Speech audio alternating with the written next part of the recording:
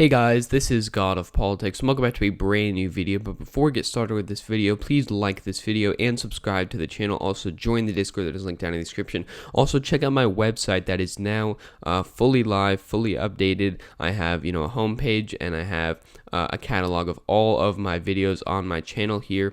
I also have my election predictions for the upcoming elections. I also weight my own polls for many swing states. I do the national polls, as well as Michigan, Pennsylvania, North Carolina, Florida, Wisconsin, Arizona, Georgia, and Minnesota. And I have my own polling averages for all of them. I weight the polls, and I get a better average than I believe both FiveThirtyEight and definitely RCP.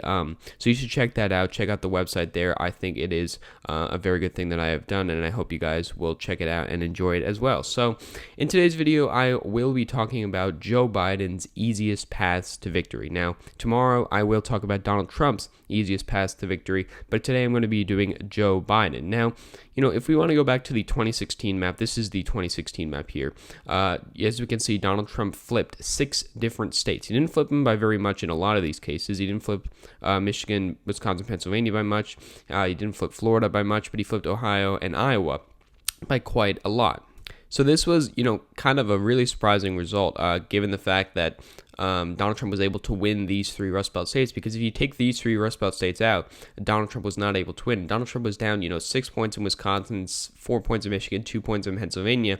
It looked very unlikely for him to be able to break that blue wall, but he did break that blue wall. And is that the easiest path for Joe Biden to get back? Well, I've basically filled in, all the non-competitive states that aren't really going to be that important. And if you're looking at Joe Biden's path to victory, you have to assume that he's going to win all of the same states that he won in 2016. So you're putting in Nevada, Minnesota, you're putting in a state like New Hampshire. These margins may not necessarily all be accurate. And then you're already at 228, plus obviously Hawaii is a safe state. So then you're at 232 here. You're at 232, which is the same number of electoral votes you got in 2016. What is your easiest path to victory? Well, you look at the state of Michigan, for example. Michigan, Donald Trump won it by 0.3 percentage points, 11,000 votes. He's currently ahead in the polls right now, and it's traditionally and a fundamentally pretty blue state. So you could think Joe Biden could pick off that state. Pennsylvania, Joe Biden has a lot of connections with this state. He's lived near this state. He was nicknamed the third senator of this state. He has, some appeal, and sure, you could say his climate policies may hurt it may hurt his chances in the state, but he's still doing quite well in the polls there. And while it is closer than some people on the Biden campaign may like, I think he is still in pretty good position there. And after you flip just those 2 states, he's already at 268. Now, at that scenario, you could add a state like Wisconsin. In Wisconsin, for example, Donald Trump won this state by 0.7 percentage points. This was the surprise of the night, pretty much.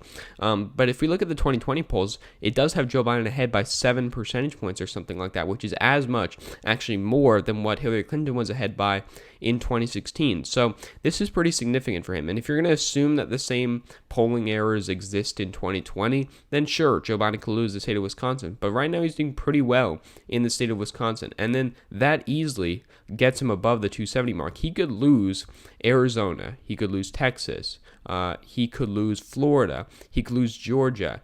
He could lose North Carolina, he could lose Ohio, and he could lose Iowa. And he could even lose Nebraska's 2nd district and Maine's 2nd district, and he's still winning by 278 to 260. But, what if we do have similar polling errors to 2016 where, Donald Trump pulls off a victory in Wisconsin, he even pulls off a victory in Pennsylvania? Well, what path is there at that point for Joe Biden? Well, he can win Arizona, which brings him up to 259, but that doesn't fully get him there. And then obviously he could win Florida. That would get him across the line.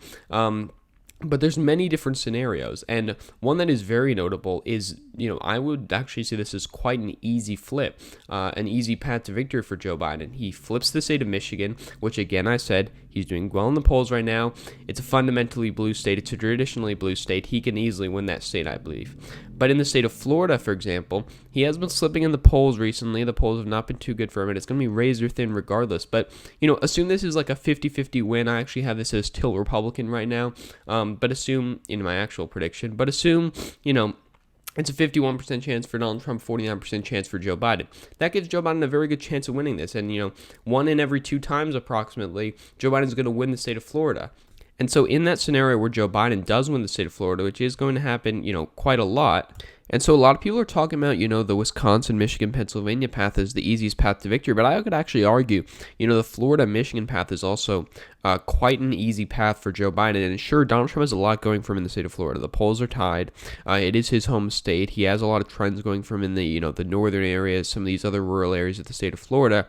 But, and also he's gaining with some Hispanic voters, or Hispanic voters aren't turning out in Miami-Dade County, which is the biggest county in the state. So, those factors are not going well for Joe Biden, but it is always razor thin. Donald Trump had the ability to win in 2016. He did win it. But in 2012, for example, people thought Mitt Romney could win it. Obama ended up winning it, even though, Obama outdid the polls by a little bit.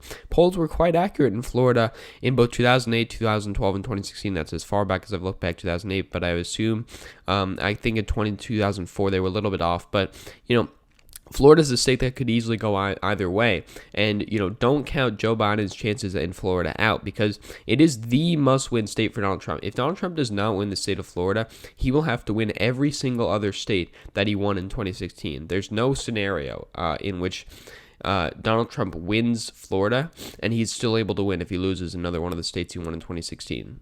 Unless, of course, it's a state with less than 9 electoral votes, like maybe Iowa or something. But that, is not likely at all, to be honest. But, again, there's another path to victory where Joe Biden wins Florida. This is kind of the Sun Belt path where Joe Biden wins Florida and Arizona. That gets him above the 270 mark, and he hasn't even won any of these states. And if you give Arizona back to him, you give Florida back to him, say, Joe Biden pulls off an upset in North Carolina. That gets him to 247.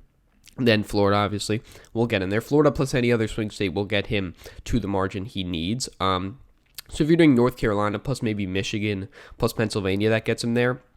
Plus, Michigan plus North Carolina plus Wisconsin gets him there. Michigan plus North Carolina plus Arizona gets him there. So North Carolina is also quite a good state, because it would mean you'd only need 3 states. Rather than, if you got, for example, if you only picked up Arizona, Wisconsin, and Michigan, at that scenario, you'd actually need a 4th state, which in this scenario could be Nebraska's 2nd district. There's a scenario there where Nebraska's 2nd district comes into play. And so this is kind of, highlighting the point of that's been true for a while, is that Democrats do have an easier path to the 270 mark than the Republicans. This was the case in 2016. This was the case in 2012. And while it may not turn out that way, the path is clearly easier for Democrats. Democrats have at least, 6 states they could, reasonably flip. Plus, obviously, Nebraska's 2nd district is another one of those important districts strategically that could flip. Looking at this map as well, you could argue a state like Georgia, which did trend. For example, if you look at the trend map, you can see the Atlanta area here trended very far towards the Democrats. You could argue a state like Georgia could trend towards the Democrats. And think in a hypothetical scenario where Joe Biden was able to win the state of Georgia only, that would get him to 248. Plus, obviously Florida would get him there. The state of Michigan would get him quite close. The state of Michigan would get him to 264. The state of Wisconsin would get him over the margin there. But overall, I don't really see Georgia as the most likely state to flip, especially not before a state like Michigan. I don't think Georgia would flip before Michigan, Wisconsin, Pennsylvania, Arizona, Florida, even North Carolina would probably flip before Georgia, and at that point you're already at 349 electoral votes, so it wouldn't necessarily matter. And then you could throw in a state like Texas, you could throw in a state like Iowa, you could throw in a state like Ohio. I don't necessarily see those as the most likely scenarios. Joe Biden's best path, in my opinion, is going after Michigan, Pennsylvania, Wisconsin, maybe even going after a state like Arizona instead of Wisconsin. Those are very easy paths to victory for Joe Biden. And overall, this is highlighting the point of why Joe Biden's chances are very good. Even in models like FiveThirtyEight gives Joe Biden around a 75% chance, and the reason for that is because Joe Biden has many chances for victory. Donald Trump has to defend most of the states he won in 2016, and its odds are not very good there right now. So, overall, I would say that Joe Biden's path is a lot easier than Donald Trump's. You will see the video about Donald Trump's paths to victory tomorrow, and he does have paths to victory, and it is very clear his paths to victory. A sneak peek of that would be a state like Minnesota, a state even like Nevada, for example. But overall, I would say that this is a very interesting video to make because Joe Biden, there's many different paths to victory, and predictions are going to be very hard given the fact that there's many different scenarios that could occur. There's still a lot of uncertainty in this race, and we'll need to have a lot of that cleared up by election day. But thank you all for watching this video. Please like this video and subscribe to the channel. Also join the Discord that is linked down in the description. Also check out the website. As I analyzed before, I do have polling averages for all of these states, all these swing states, and the national polls here.